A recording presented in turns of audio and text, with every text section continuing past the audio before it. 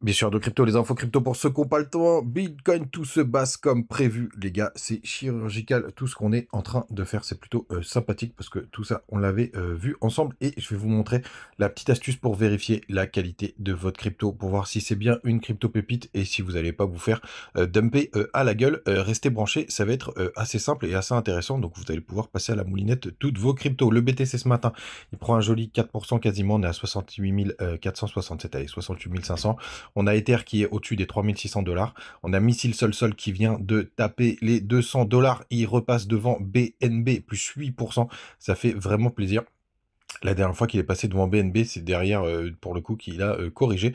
Est-ce que c'est un indicateur? Moi, je suis plus du tout exposé à Sol. Comme je vous le disais, j'ai fait la rotation de mes capitaux parce que, et d'ailleurs, j'ai bien fait, puisque les autres cryptos sur lesquels je suis rentré ont plutôt fait des x2, x3.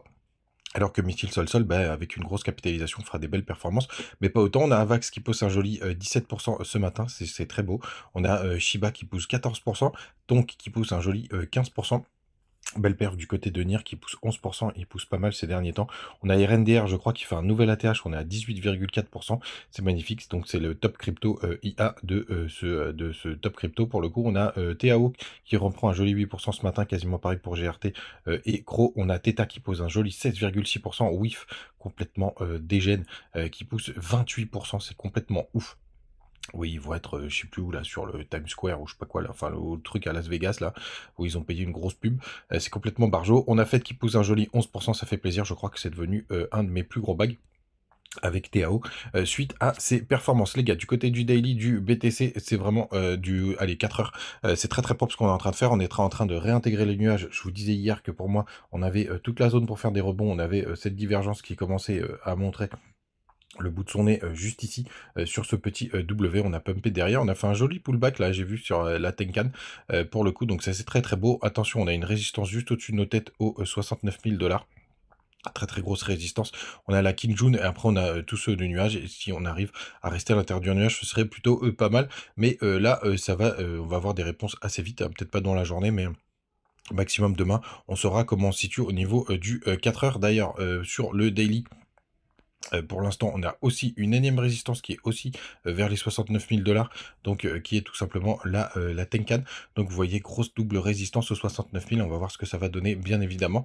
Mais pour l'instant, c'est très très propre. Si jamais on fait un nouveau plus haut, les gars, je vous le dis d'avance, si jamais on fait un nouveau plus haut et qu'on n'arrive pas à passer la zone de survente, pour le coup, ce sera, à mon avis, là qu'on aura le début de la grosse correction. Pour l'instant, l'épaule tête épaule dont je vous ai âprement parlé et franchement là tout se passe comme prévu, qui s'est bien formé. On a la fin de cette figure. Là pour le coup, moi je verrais bien une très très grosse divergence du côté du RSI, c'est-à-dire d'aller faire un nouveau plus haut sur le cours et après de se faire rejeter au niveau de la survente. Et là pour le coup, pour moi, on aurait on aurait la très très grosse correction qui pourrait atteindre les 30%. Pour le coup, qui arrive assez régulièrement en bull run, comme ça vous l'avez en tête. Du côté du weekly du BTC, donc on a clôturé avec une bougie pour le coup d'indécision, vous voyez un tout petit corps de bougie et avec des grandes mèches pour le coup, c'est notre bougie rouge, ça nous était arrivé juste là, après ça nous avait pas empêché de pumper. Mais les gars, il faut garder en tête que là on fait que du pump only et il suffit de le voir quand on passe en monthly. Même si on n'y est pas encore, on est quand même à une quantité de bougies vertes sur le monthly qui est assez impressionnant. Bien évidemment, on va voir ce que ça va donner. Du côté des contrats futurs, donc je vous le disais hier, c'est pour ça que quand on avait fait un nouveau plus bas, je vous disais, bah, on avait beaucoup de chances de rebondir puisqu'on avait clôturé, c'était vendredi vers les 28 200 je crois, si je dis pas de bêtises.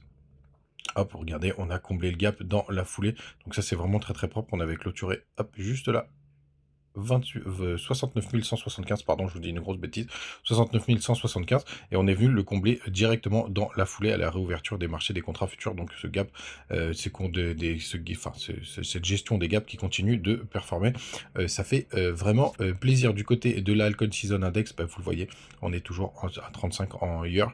N'oubliez pas, c'est en year qu'il faut vérifier, donc ça veut dire que on a toujours le potentiel assez énorme du côté des altcoins. C'est vraiment très très cool, les gars.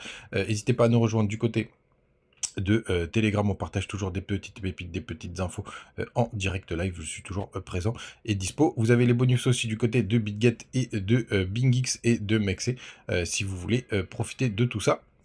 Et bien sûr, le Twitter où je tweete tous les jours. Du côté de la map de liquidité, ça se passe exactement comme prévu. C'est on avait été chercher toutes les liquidités qui traînaient en bas. Et pour moi, là, pour le coup, on risque d'avoir un short squeeze qui serait complètement gigantesque pour aller chercher tout ce qu'il y a au-dessus du top des 74 000 $. Regardez-moi toutes ces liquidités. Je pense qu'il y a un bon, allez, franchement, je verrais bien un bon milliard là-dedans, hein. Vous voyez, rien que ce pic là, à 400 millions. Un short squeeze d'anthologie. Alors évidemment, à chaque fois, on laisse des petites zones d'attrait. Donc si jamais on a un retest des 66 000, voire même, ce serait pas déconnant, mais franchement, ça commence à être un peu petit quand même. Pour le coup, même des 64 000 pour aller rechercher une dernière fois la liquidité avant de repartir directement.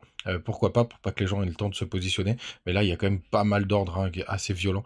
Ce serait assez intéressant d'avoir un short squeeze. Un short squeeze, c'est quoi? C'est quand vous avez tout simplement des gens qui parient à la baisse, et vous avez tellement de gens qui parient à la baisse que ça crée des stops et des grosses zones de liquidité au-dessus, et des zones de liquidation, et du coup vous avez, parce qu'évidemment le marché peut pas faire gagner tout le monde, vous avez une énorme bougie qui vient chasser tout le monde et qui vient récupérer cette liquidité, et tout le monde se fait défoncer.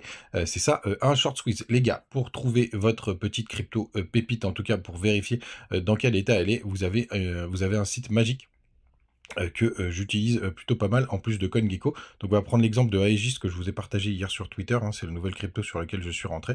Hop, je vous l'ai partagé ici. C'est une crypto que je pisse depuis un long moment, qui était sur que je regardais déjà, qui était sur du côté des DEX. Donc ouais, vous avez mon point d'entrée, je suis rentré vers les 0,40 à peu près, un petit peu au-dessus pour le coup, et vous avez la full yield rate market cap qui correspond au market cap pour le coup, à 42 millions, donc ça c'est plutôt cool. Elle a fait qu'un petit 10% là pour l'instant.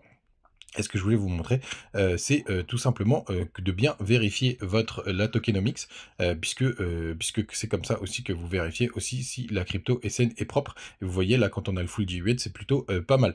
Et l'autre astuce, donc le site internet qui est plutôt chouette, on va faire le test sur C6, pour le coup, qui est une crypto sur laquelle je veux rentrer, et vous allez du côté de chainbroker.io. Chainbroker.io, c'est juste là, vous l'avez sur l'entête, et là vous tapez votre crypto par exemple, et donc là si je tape C6, hop, vous avez quelque chose d'assez magistral. C'est encore un petit peu mieux, je trouve, que du côté de CoinGecko.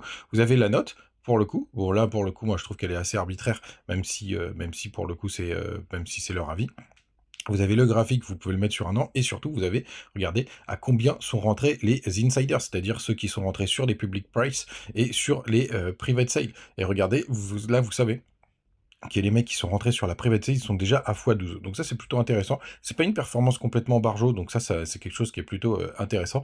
Mais si vous tombez sur des cryptos où les mecs ils ont fait des fois 100, des fois 1000, des fois 50, c'est pas la peine. Vous savez qu'ils vont vous dumper à la gueule. Et là vous avez aussi d'autres informations que je vous laisse découvrir bien évidemment de votre côté. Moi c'est ce que je regarde en priorité, c'est ce que je vous ai montré là. Et la deuxième info, pour le coup, c'est tout simplement, ah oui tiens, ça c'est un petit tableau qui est assez sympa, qui vous donne ce que ça vous fait comme ratio si, en fonction des nouveaux prix. Et surtout le deuxième truc, c'est ça, les vesting schedule. Donc ça c'est la sortie des tokens. Donc là on est en mars 2024, et vous voyez que que dans quelques mois vous allez avoir beaucoup de tokens qui vont sortir. Et à chaque fois, vous savez, donc là, on est à peu près à 400, un peu moins 350 millions de tokens. Et vous savez que dans à peu près, allez, 3-4 mois, on va passer à 400 millions. Donc c'est pas énorme comme ça. Bon, c'est assez costaud pour le coup, mais ça en bear market, c'est une catastrophe. Et vous savez que moi, je considère que le top sera allez, en mars 2025, grand max, voire même un petit peu avant, et vous savez qu'il y aura le double de tokens. Donc vous savez que ça va faire x2. x2 pendant un bull run, c'est costaud, mais c'est pas dramatique sur des peu plus petites capitalisations. Faut que vous l'ayez en tête. Je vous en montre une autre, c'est PropC, sur lequel j'aurais bien aimé rentrer, mais je ne suis pas rentré. D'ailleurs, d'ailleurs sur ce site, hein, vous avez mes points d'entrée juste là. Hop, vous voyez mes petits B, j'ai pas complètement chargé. Et par exemple, PropC, pareil, vous pouvez faire l'analyse, parce que je voulais rentrer dessus. Bon, désolé les gars, il n'y a pas PropC. Justement, donc je vous disais, vous n'aurez pas tout là. Par exemple, même Aegis, vous ne le trouverez pas. Vous pouvez aussi jeter un œil, là dans ces cas-là, vous pouvez vous rabattre sur CoinGecko, hein. D'ailleurs, moi en général, je fais les deux, et vous voyez PropC.